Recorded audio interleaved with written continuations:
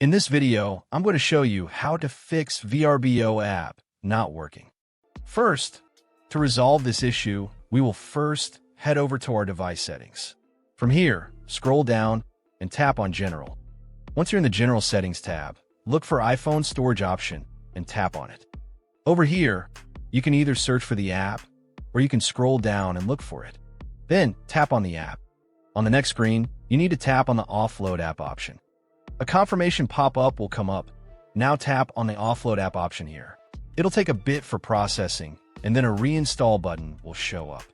Simply tap on it to reinstall the app. This should resolve the issue, but if it doesn't, then you need to check if the app is running an older version. Head over to App Store.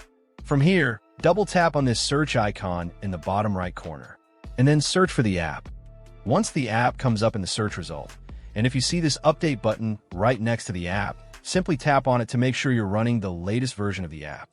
However, if you continue to encounter this issue, then you will need to completely reinstall the app, which usually resolves the problem.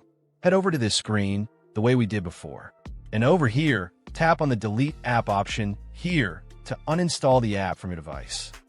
A confirmation pop-up will come up. Now tap on the Delete option here. Once uninstalled, open up App Store and search for the app in the search bar. After the app comes up in the search result, simply click on this cloud icon to install it back onto your device. Hopefully, this resolves the issue.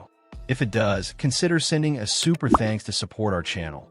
And also don't forget to hit the subscribe button. We'll see you in the next video.